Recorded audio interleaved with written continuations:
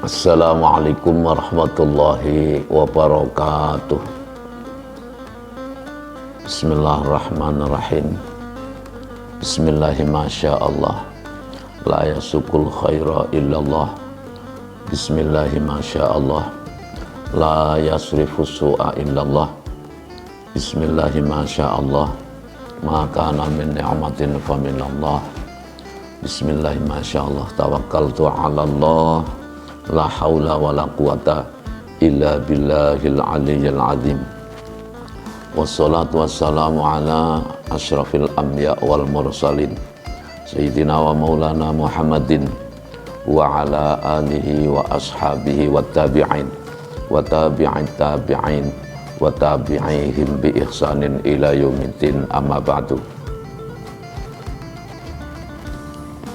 Bapak-bapak dan ibu-ibu dari masyarakat Nahdiyin, Nahdiyat, muslimin, muslimat, ansor dan fatayat, dan semua pendengar yang berbahagia yang saya muliakan, saya hormati. Alhamdulillah, pada hari ini Allah telah memberi nikmat, rahmat, taufik, hidayah dan inayahnya kepada kita, terutama nikmat berupa usia panjang sehingga kita memasuki bulan Ramadan, bulan yang penuh berkah, bulan suci, bulan taubat, dan bulan prestasi ibadah. Mudah-mudahan dalam bulan Ramadan ini Allah Subhanahu wa ta'ala menjadikan kita sebagai hamba-hamba Allah yang akan mendapatkan fadl berupa rahmat dan maghfirahnya. Allahumma amin ya rabbal alamin. Salawatullah wassalamuhu mudah-mudahan senantiasa disampaikan kepada Nabi panutan kita Rasulullah Muhammad sallallahu alaihi wasallam, al-qail fi badil hadis, man fariha bidukhuli Ramadan haramallah jasadahu ala niran. Barang siapa merasa gembira, merasa senang akan datangnya bulan Ramadan, syahrus syam, maka Allah akan mengharamkan tubuh orang tersebut dari sentuhan api neraka. Betapa besar fadl Allah Subhanahu wa ta'ala yang diberikan kepada hambanya yang beriman. Hanya gembira, hanya merasa senang akan datangnya bulan yang agung, bulan yang penuh barokah, akan diselamatkan dari siksaan api neraka. Masya Allah. Bapak-bapak, ibu-ibu, para pendengar, mustami'in, mustamingat yang saya muliakan, saya hormati, kali ini kami akan menerangkan sedikit tentang ibadah puasa, karena memang Nabi berkata dalam suatu hadis, hadisnya hadis sahih, dalam kitab Muslim ada, dalam kitab Bukhari ada, qad ja'akum syahrun azim, syahrun mubarak, kutiba alaikum fihi syiyam, al-hadis al-kamakol. Telah datang kepadamu bulan yang agung, bulan yang penuh dengan barokah. Barokah itu artinya ziyadatul khair atau khairun yatazayatu, kebajikan yang berkembang. Ini memang bisa dibuktikan kebenaran sabda Nabi kita dengan realita yang ada di tengah-tengah masyarakat. Coba bapak-bapak, ibu-ibu, kita lihat bagaimana keadaan masjid kita, keadaan musola-musola kita di selain bulan Ramadan. yang jamaah biasanya bisa kita hitung.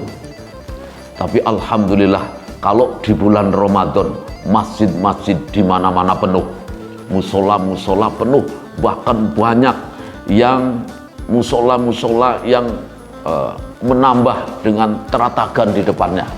Itu subhanallah. Karena apa ini?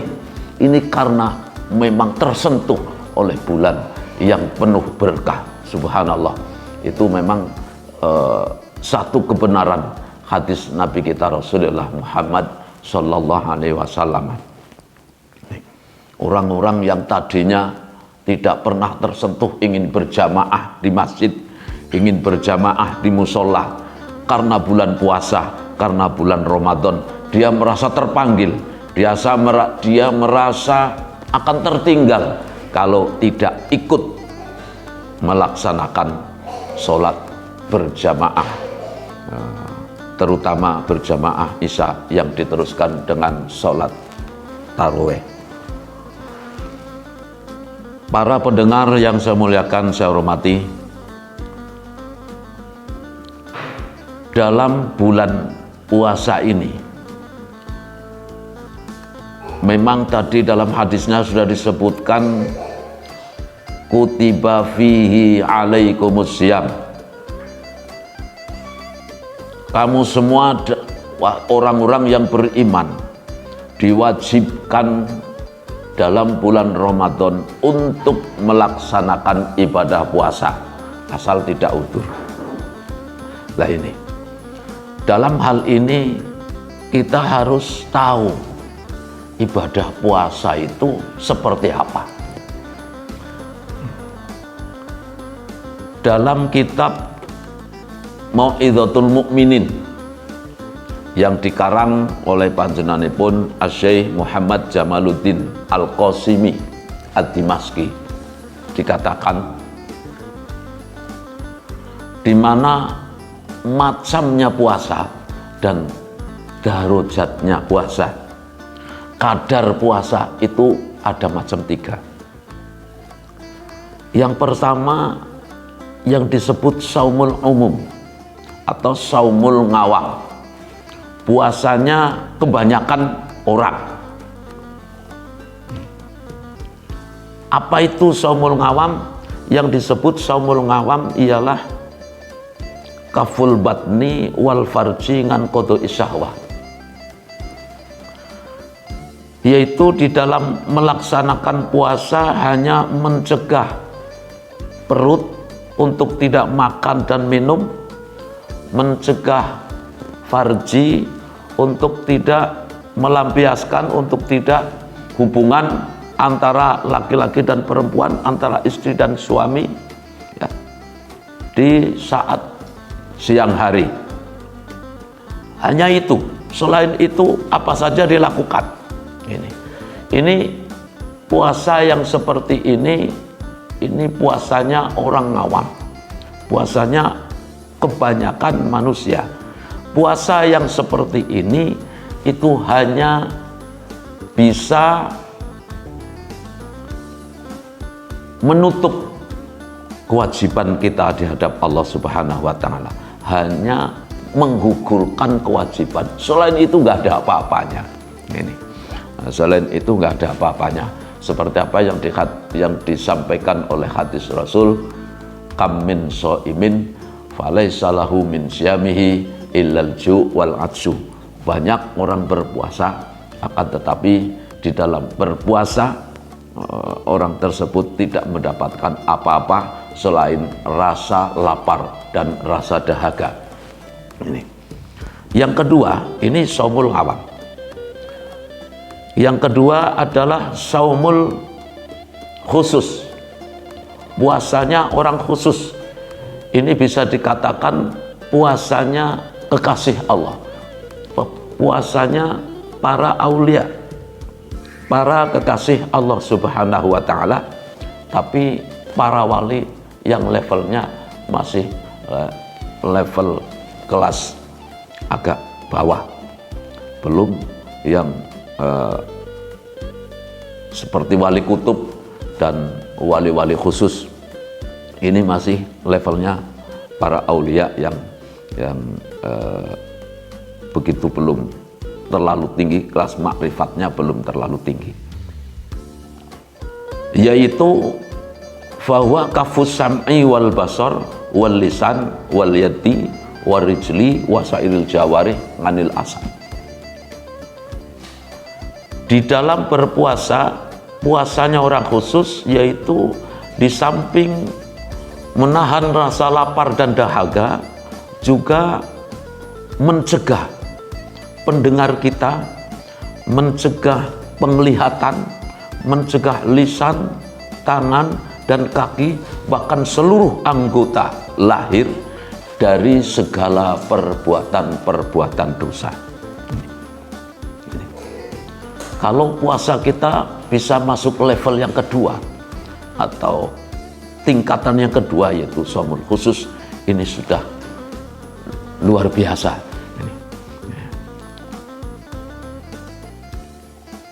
Kemudian ini yang sudah masuk dalam kategori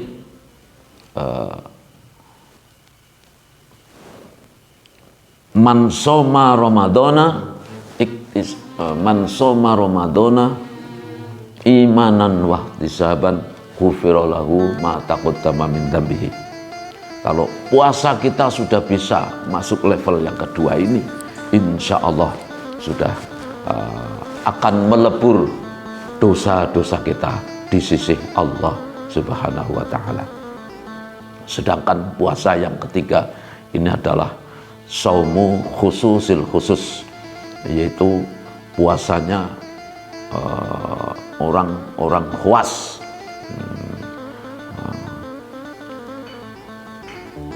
Saumu khususil khusus itu seperti apa? Itu fahuwa saumul qalbi nganil himamid dani'ah wal afkarid dunyawiyah wa kaffuhu amma siwallah azza wa jalla bil kulliyah. Yaitu puasanya orang yang selama berpuasa itu hatinya selalu dikendalikan untuk tidak mengingat urusan-urusan duniawiyah, untuk tidak mengingat cita-cita yang rendah, yaitu seperti cita-cita yang sentuhannya hanya dengan dunia. Wa kafuhu amma siwallah azza wa jalla bil kulliyah, dan mencegah anggotanya, mencegah dirinya, mencegah hatinya untuk tidak mengingat selain Allah Subhanahu wa ta'ala. Kalau sampai di dalam ibadah puasa orang yang seperti ini sampai ingat selain Allah Subhanahu wa ta'ala, maka dia menganggap batal puasanya. Subhanallah. Ini mudah-mudahan puasa kita akan masuk minimal level yang kedua, di samping bisa menjaga makan dan minum, juga kita akan bisa menjaga semua anggota kita dari segala perbuatan-perbuatan yang negatif, perbuatan-perbuatan yang akan merugikan kita di sisi Allah Subhanahu wa ta'ala. Kiranya hanya itu yang kami sampaikan, mudah-mudahan ada manfaatnya. Kurang dan lebihnya mohon maaf. Akhirul qauli billahi taufiq wal hidayah wa ridha wal inayah wal afu minkum. Wassalamualaikum warahmatullahi wabarakatuh.